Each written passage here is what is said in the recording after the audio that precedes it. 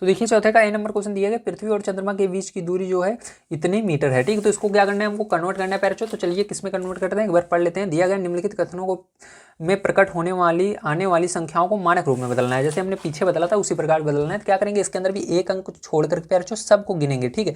तो देखो यहाँ पर क्या हो जाएगा आपका, ध्यान से देखिएगा, 3 एक अंक पढ़ने के लिए छोड़ा जाता है, 3 को छोड़ करके दशमलव लगाएंगे, सबको यहाँ पर लिख लेंगे। तो देखो 0 को नहीं लिखा जाता, केवल इन 2 अंकों को लिखेंगे, ठीक है। और यहाँ पर सबको गिनेंगे। अब गिन लो सबको कितने अंक है टोटल।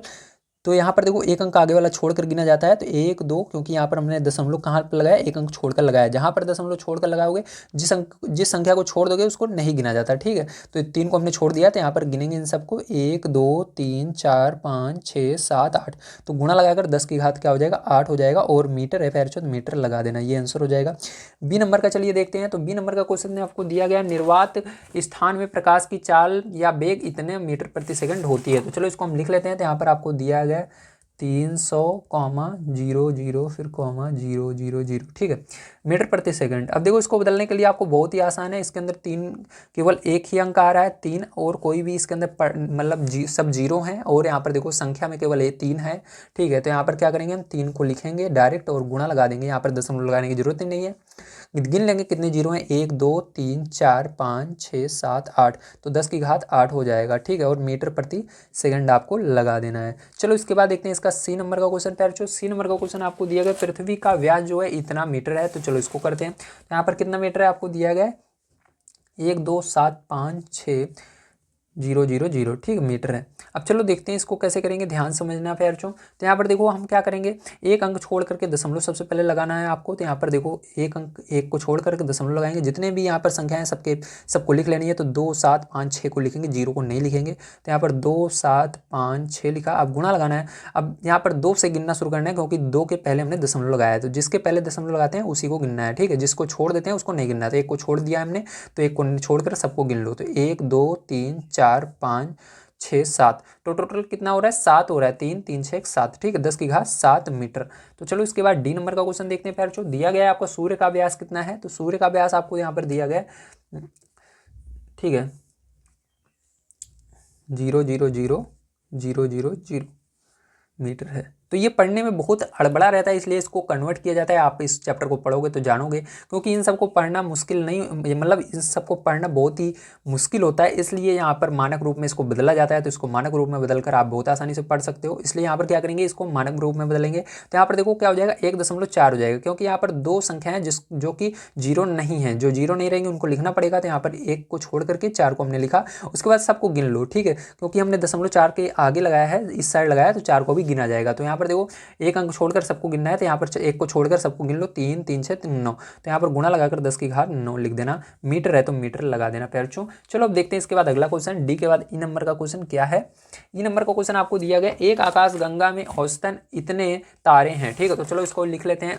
तो ध्यान से देखिएगा, एक आकाश गंगा में औसतन कितने तारे हैं, दिया गया है आपको 100, 0,0,0,0,0,0,0,0, ठीक है, इतने तारे हैं। अब देखो पैर जो इसको हम हल करते हैं। तो यहाँ पर देखो क्या हो जाएगा, एक है केवल, तो एक लिखेंगे। अब एक को छोड़कर जितने भी 0 बचे हैं सबको गिन लो, 3 3 6 3 9, 1 10 1 11। तो 10 की घात 11 क्या हो जाएगा, यही आंसर हो जाएगा। क्या हो जाएगा, यही आंसर हो जाएगा, ठीक है। चलो ई के बाद एफ नंबर का क्वेश्चन देखते हैं पैर। तो दिया गया है आपको, विश्वमंडल या सौर मंडल में इतने वर्ष पुराना आकलित किया गया है, मतलब सौरमंडल को इतना पुराना आकलित किया गया, इतना पुराना है। तो चलो इसको लिख लेते हैं। तो यहाँ पर हम लिखेंगे फिर तो यहाँ पर देखो 12 कॉमा कितने 0 हैं, 9 0 हैं। तो यहाँ पर 9 0 टोटल लगा लेना है। तो इसको मानक रूप में हम बदल लेंगे, ठीक है।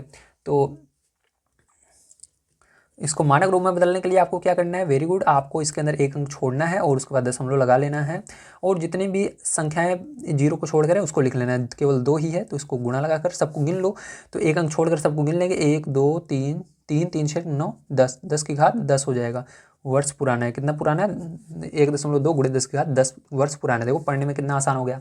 एफ के बाद चलिए जी नंबर का क्वेश्चन देखते हैं। जी नंबर का क्वेश्चन आपको यहाँ पर दिया गया, आकाश गंगा के मध्य से सूर्य की दूरी इतनी मीटर आकलित की गई है। तो चलो इसको लिख लेते हैं। तो देखो यहाँ पर 300 लिखना है आपको, 300 कॉमा कितने 3 3 6 3 9 3 4 12 3 15 3 6 18 0 है, ठीक है। तो 6 बार 3 3 लिखना होगा, एक बार, 2 बार, 3 बार, 4 बार, 5 बार और ये 6 बार। ठीक है, देखो इसको पढ़ना बहुत ही मुश्किल है, लेकिन इसको मानक रूप में लिख लोगे तो आप बड़े आसानी से पढ़ पाओगे पैरचो। तो चलो इसको मानक रूप में लिखते हैं, तो यहाँ पर हल करेंगे, लिखेंगे। और उसके बाद देखो 3 केवल इसके अंदर संख्या है जो कि 0 को छोड़कर है, तो 3 लिखेंगे डायरेक्ट। और गुणा लगाकर जितने भी 0 है सबको गिन लेना है। तो 3 छंग 18, देखो 3 3 6 9, 3 चौक 12, 3 छंग 18, 18 में 2 जोड़ो तो 18 और 2 20 हो जाएगा। 10 की घात 20 क्या हो जाएगा, इसका करेक्ट आंसर हो जाएगा 3 गुणे 10 की घात 20 मीटर। ठीक है, तो ये आंसर हो जाएगा। चलो जी के बाद एच नंबर का क्वेश्चन देखते हैं पैरचो। तो एच नंबर का क्वेश्चन यहाँ पर दिया गया है आपको, 1.8 भार वाली पानी की बूंद में इतने अणु होते हैं, तो सबको लिखना है। चलिए लिख लेते हैं। तो देखो पैरचो इतना हमने लिख लिया है, ठीक है, जो हमको दिया गया था क्वेश्चन में।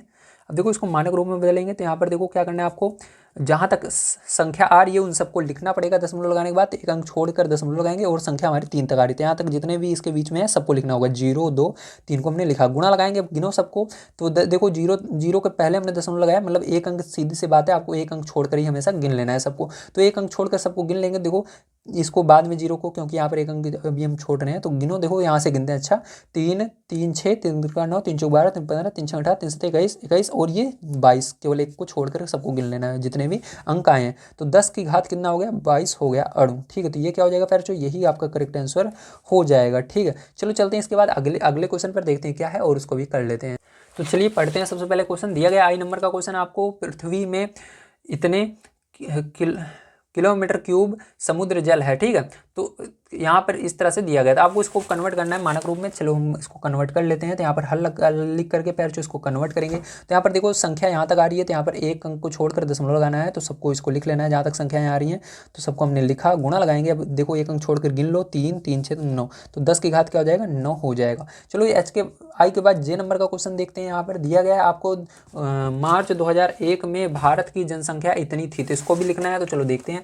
तो यहाँ पर देखो आपको क्या दिया गया है, 1,027 0 0 0 0 0 0। ठीक, अभी देखो इसको हल करेंगे भैया पैरचो, तो कितना आएगा हमारा, तो यहाँ पर हमारा आने वाला है 1.027 गुणे 10 की घात, एक अंक छोड़कर सबको गिन लो तो 9 हो जाएगा। ठीक है,